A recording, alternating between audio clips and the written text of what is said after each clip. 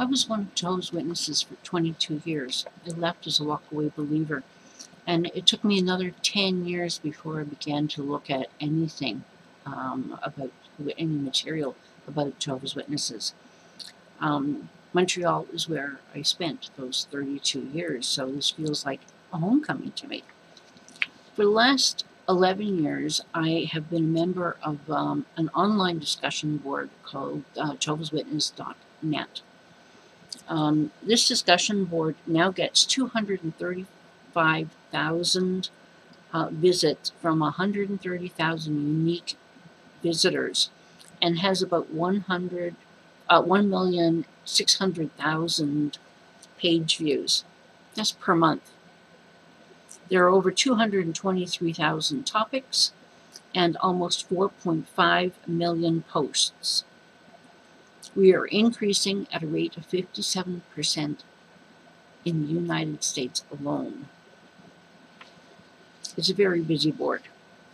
Over the years, I've seen a growing number of new members who belong to 3 very specific groups.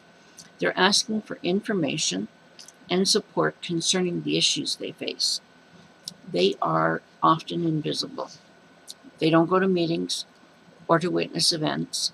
For the most part, their lives are on the sidelines, always coming second after the religion. The first group consists of people who have no experience or knowledge about Jehovah's Witnesses at all. But they discover that they're dating someone who is either raised as a witness or is leading a double life with 1 foot in the cult and 1 foot on the out. A subset of this group consists of believers who are now married to witnesses. They were dating the person or they married a person who became a witness after the marriage. The second group consists of married people who where both parties were witnesses, but one decided to leave the religion. They remained in the marriage, and they did this with great trepidation, knowing that it could increase the stress on the relationship. They find it extremely hard to manage the slow fade, where they're just slowly reducing the amount of witness activities they participate in. And naturally, this strain on the marriage is worse when there are children involved. The third group consists of adults who are raised in the homes from the first 2 groups. So they're SGAs, where only one parent is a witness. Most often that one parent was never a witness. The challenges these people experience growing up are tremendous and result in long-term issues for them to overcome. Okay, so going back to the first group, dating a Jehovah's Witness, most people know very little about the witness beliefs. It generally comes as a surprise to them when they find out that the person they're dating was raised as a witness. Often they aren't even told this until the relationship begins to get serious and they talk about marriage or living together. They don't understand why they haven't met the family of the witness or why the person they're dating is so reluctant to let his or her family know that they're dating an unbeliever. They think that this is no different than any other 2 Christian religions and people dating amongst each other. But they're confused and surprised when they find out some of the rules about dating that the witnesses and that the witness family will not approve of and will do everything in their power to terminate the relationship. They're at a loss when it comes to the extreme reactions many witnesses will have if sexual intimacy has begun. The witness may feel a lot of shame and guilt and want to end the relationship so that they're no longer tempted into sexual activity. They talk about confessing their sin to the elders, their sin of fornication, and they need to plead for forgiveness to the elders of the congregation. The non-witness doesn't understand all of the rules about sex and this need for confession. If the witness breaks off the relationship, the unbeliever often begins searching the internet to find some answers.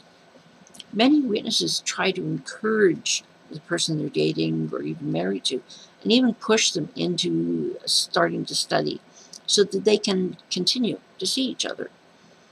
If this is met with reluctance, then it is common for the witness to feel compelled or even forced to terminate the relationship. Many are reluctant to end things and think that if they can only find the right thing to say, they can save the relationship and get their loved one out of the cult. The second group is when they're frequently inactive witness will marry the unbeliever or the UBM to legitimize the relationship and to thwart attempts from the family from becoming more involved and ending things. Both parties believe that the family will be more accepting once they're married. However, the unbeliever soon realizes that the issues run far deeper than they thought. Many say that if they had known what they were getting into, they would have left long before the marriage. They don't understand why the witness family refuses to come to the wedding, or why they just can't be happy for them. Some couples seem to work it out. Many don't. The home often becomes like a war zone where the unbelieving mate, the UBM, feels emotionally abandoned, and they feel like they're constantly fighting to maintain their own beliefs. Too often the witness doesn't give up fighting to have everything their way until the person moves out or gives up. Sadly, many give up the fight and allow the witness to rule the home. The UBMs aren't allowed to wish them a happy birthday, just holidays are ruined, and if the UBMs decide to go and celebrate a holiday with their family, most often they would have to go alone. Before long, the UBM begins to resent all the time taken for studying, meetings, preaching. The witness is out 2 to 3 times a week at meetings or to go preaching. More hours are spent studying or preparing for meetings. The unbeliever also learns that witnesses have a clear double standard. While they expect honesty from the unbeliever, from the UBM cannot expect the same from the witness, who will often break promises and treat the UBM as if nothing they do is right. Communication and trust break down, and the UBM is treated with contempt. They're not as important because they are not witnesses. Some UBMs will suggest couples counseling, which is not really recommended for witnesses. They want them to stay away from anything to do outside of the group. Instead, the witness may suggest an alternative where the elder comes into the congregation and comes from the congregation and will be asked to offer them some counsel. Elders are not counselors. They have no training. And they have one agenda: support the witness against the UBM and uphold witness standards and rules. These meetings often result in further deterioration of the marriage. I've heard more than once that when the witness will assert that everything would be fine if the UBM would just become a witness. There's no room for cooperation or compromise. The unbeliever expected to follow witness rules even though they're not a witness. You are either in or you're out. And if you're out, your thoughts, your feelings, your beliefs, your goals, they're worth nothing. UBMs who do eventually find a therapist want to learn how to respond to the challenges. They're tired of the fighting and want information to help them develop the skills they need if they're going to remain in this marriage. Therapists can help by realizing that this religion does not bring families closer together. When both parties are not JWs or witnesses, this religion drives a wedge between the husband and the wife. UBMs who remain in the marriages with a witness often remain on our discussion board to offer support and information to new posters who appear on a regular basis. Most often, their first suggestion is to run and move on with their lives. But for those who are determined to make this relationship work, these people that have stayed become an invaluable resource for those who need it. Moving on to the second group, couples where both were witnesses at one time, but one decided to leave the religion and remain in the marriage. It's painful to read some of these posts of ex-witnesses who are still married to a spouse who chooses to remain in good standing in the congregation. Most often there was a crisis of conscience that moved that person to leave the witnesses. They have taken great pains to cautiously talk to their spouse about the things they've researched and their feelings about it. They do this knowing that there is a risk that the spouse may go to the elders and report them for having apostate beliefs, and then judicial actions may be taken against them, which could lead to being disfellowshipped. Like UBMs who have never been witnesses, or unlike UBMs who have never been witnesses, those who leave are treated with disdain and fear. They are outcasts and shunned by all witnesses. A witness spouse often feels obligated to become even more zealous to prove that he or she is not following in their spouse's footsteps.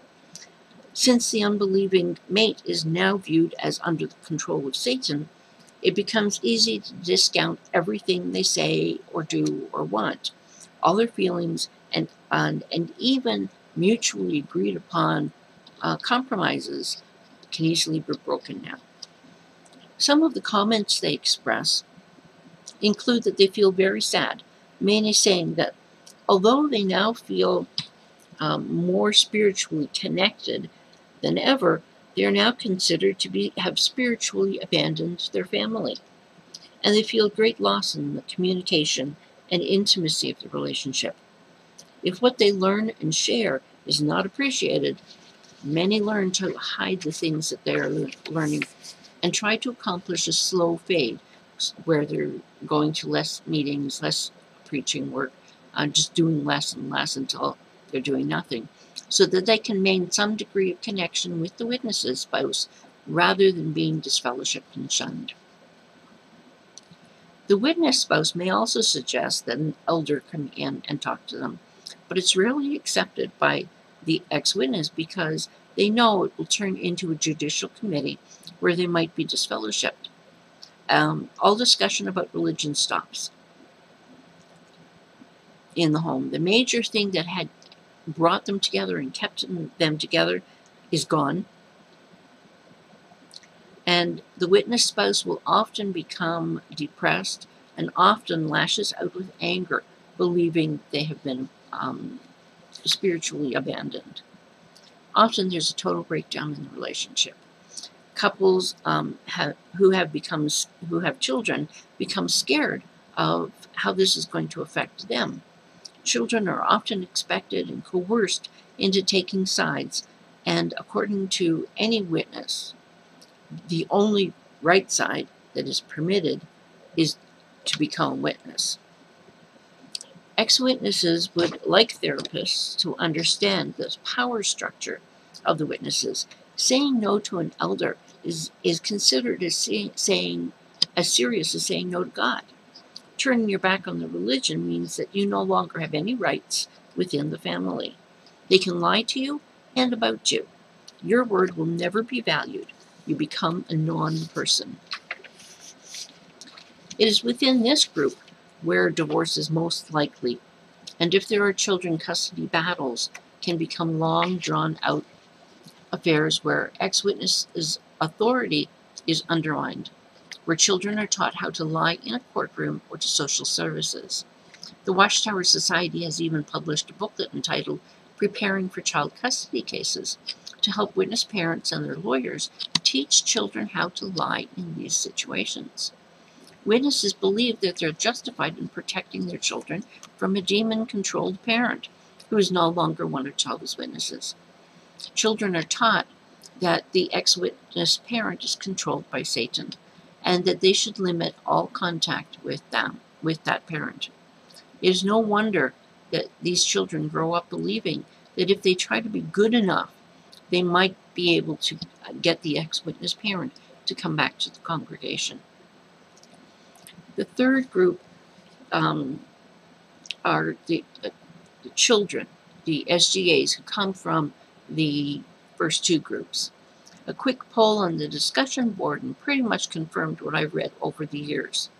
The third group made up of the SGAs, who were seemed to have great difficulty in adjusting to life as an adult in the real world. Part of that is the result of growing up in a cult, but the broader dysfunction of the religiously divided home adds to the problems they face.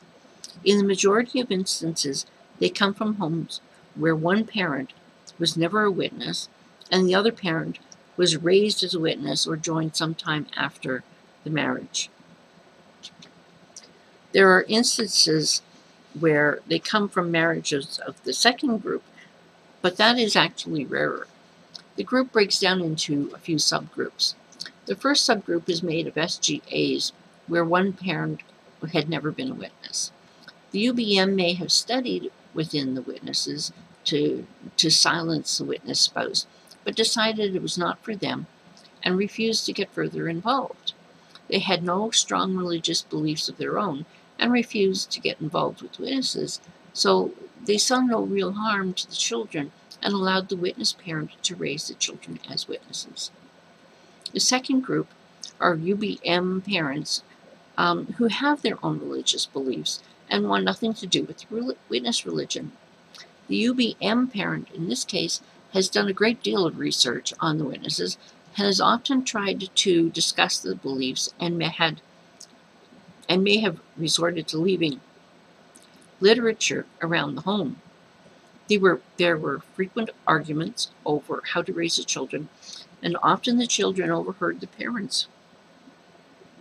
As a result, many children felt caught in the middle. They wanted fighting to stop, but quickly learned that the witness parent would resort to emotional blackmail and threats of death at Armageddon if they did not go to the meetings and become a witness.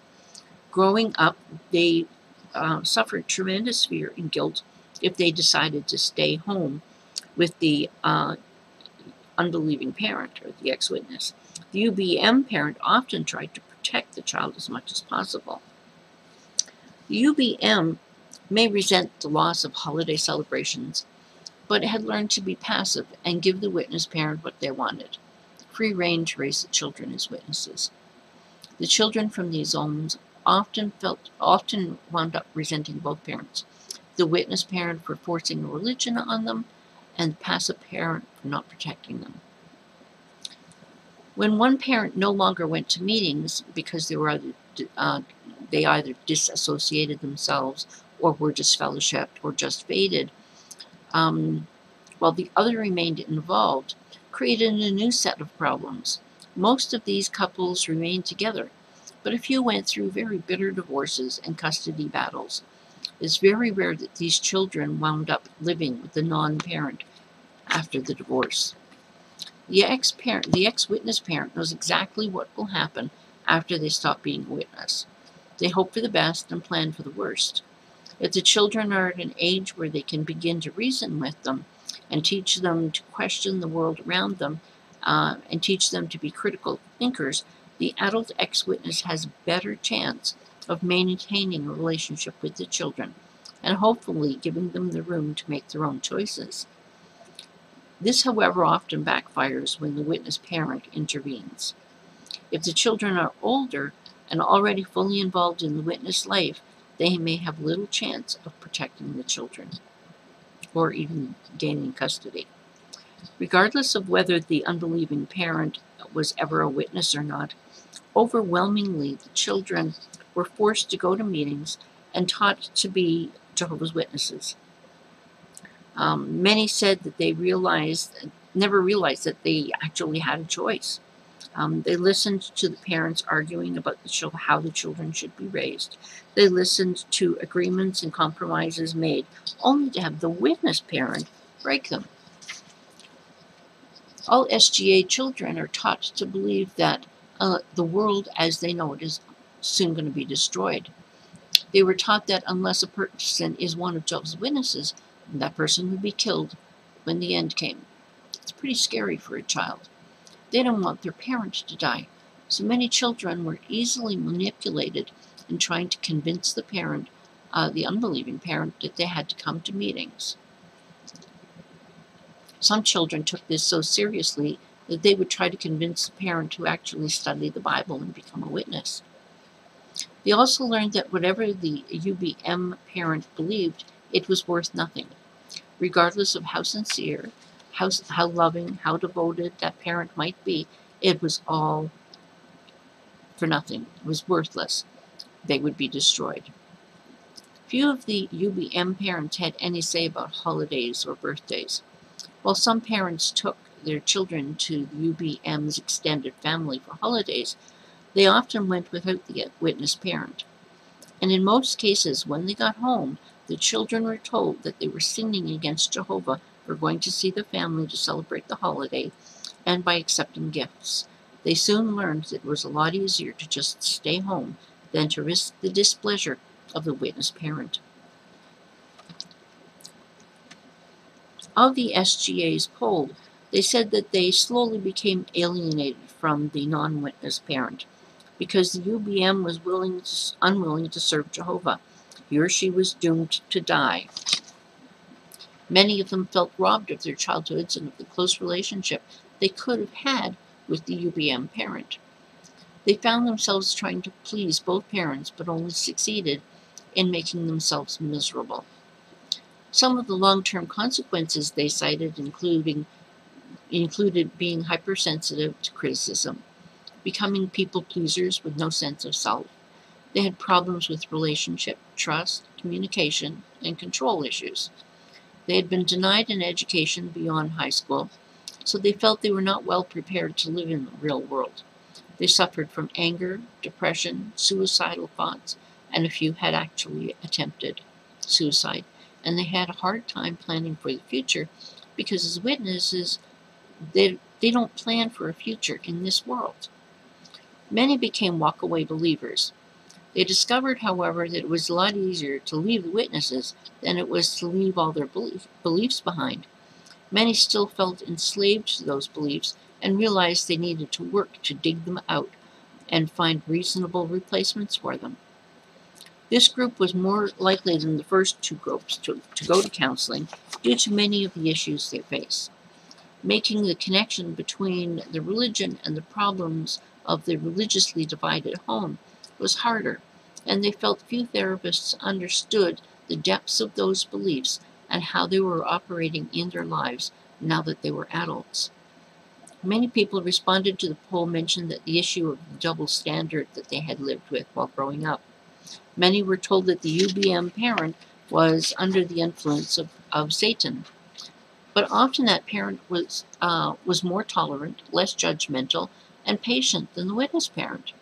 They were taught to fear this UBM parent while being forced to love a God that was going to kill them if they were not witnesses. Many learned to live a double life, but this often led to them to feeling like they didn't belong in either world. They felt isolated. As witness kids, they were not allowed to have non-witness friends, but they weren't really accepted in the congregation because they had one parent who wasn't a witness. This was even worse if that parent had been disfellowshipped. So acceptance was even more difficult for them to achieve. While some were glad that the UBM parent gave up the fighting in the home for the sake of peace, many felt betrayed and wished that they had fought back and protected them more. SGAs said their whole childhoods was a juggling act between the two sides of the family. They believed that no matter what the UBM parent did or didn't do, they couldn't win against the witness parent.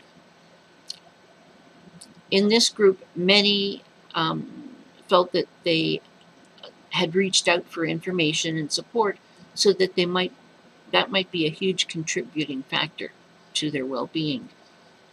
Of these three groups, the dating or married to a witness, the ex-witness married to an active witness, and the children of these two groups, it was the third group, the SGAs, that was most likely to seek professional help. As a result, they seemed to be doing fairly well. Most had realized the serious issues to deal with and had sought counseling. On the discussion board, they strongly encourage others who are struggling to seek therapy. Many remain on the board to help those who join, the new ones who join board looking for information and support. Thankfully, websites like JehovahsWitness.net can be a great source of support and encouragement for those who are trying to live outside the witness world.